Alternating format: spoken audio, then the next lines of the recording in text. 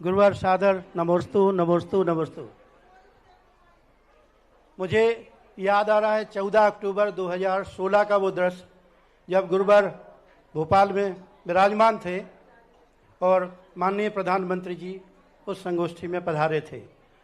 उन्होंने गुरुवर से मांगा था कि ये जो भारत को इंडिया कहते हैं कब तक कहते रहेंगे, तो एक राष्ट्र एक नाम, भारत को भारत कहो इंडिया नहीं, ये अभियान अब पूर्णता की ओर है। गुरुवार एक अवसर आया है 1 फरवरी का, जब प्रयागराज महाकुंभ में शिक्षक संदर्भ समूह और शिक्षा संस्कृति उत्थान न्यास मिलकर इस अभियान को लोक जागरण का माध्यम बना रहा है। आपसे हम आशीर्वाद चाहते हैं और मार्गदर्शन भी चाहते हैं कि इस अभियान को कैसे पूर्णता की ओर ले जाएं। दूसरा दृश्य है जब गुरुवार ने 2019 में नेमावर में विराजमान रहते हुए हम शिक्षकों का एक विशाल सम्मेलन आयोजित करने की अनुकंपा की थी और निर्देश दिया था कि अच्छे अच्छे विद्यालय बनाओ।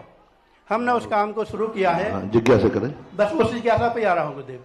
आनंद घर बनाते बनाते आज जो सागर में हमने घोषणा की है, इस वर्ष 25 दिसंबर को जब माननीय अटल बिहारी वाजपेयी जी जो हमारे प्रधानमंत्री थे, उनका शताब्दी समारोह मनाएंगे और 1 लाख शिक्षकों का शिक्षा महाकुंभ यहाँ सागर में आयोजित करने का निर्णय हुआ है। आपका आशीर्वाद चाहते हैं, सीधा जिज्ञासा रखें। बस आपका आशीर्वाद चाहते हैं इसमें बहुत कैसे अच्छा। क्या जितना शिक्षा के क्षेत्र में, क्योंकि हमारा देश 2 चीजों में बहुत पीछे है।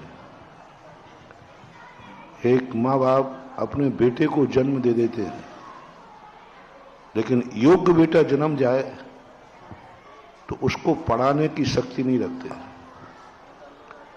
तो ये बहुत बड़ा दुख है कि बेटा मिल गया, लेकिन बेटा इतना योग्य बन गया कि उसको पढ़ाने की शक्ति उनके पास नहीं है।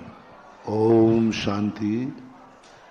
कितनी बात बेटे हैं जो बहुत योग्य हैं, लेकिन उन माँ बाप की इतनी शक्ति नहीं है कि उसको अच्छे स्कूल में डाल सकें। ये बहुत बड़ा दुर्भाग्य। भारत देश की भी यही दशा है।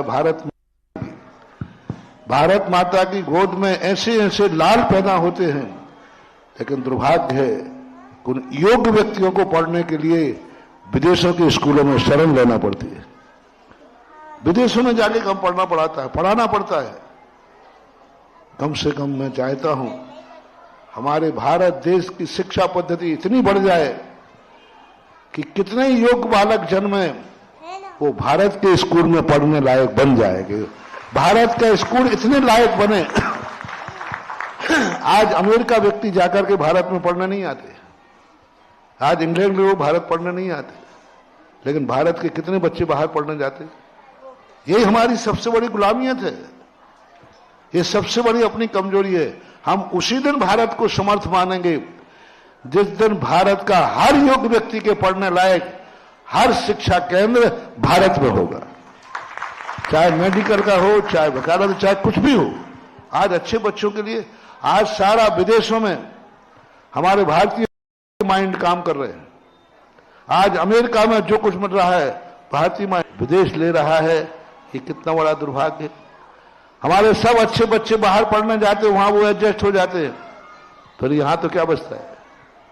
बहुत बड़ी। तो मेडिसिन और एजुकेशन जितनी ज्यादा हम बढ़ाएं, बस इतना बढ़ाएं कि इतना योग्य विद्यालय शिक्षा पहुंच जाए कि भले हम विदेशी लोग यहां आवे या नहीं आवे, लेकिन भारत के छात्र को जो विद्या प्राप्त करना चाहे उसका हाईएस्ट कॉलेज भारत में हो।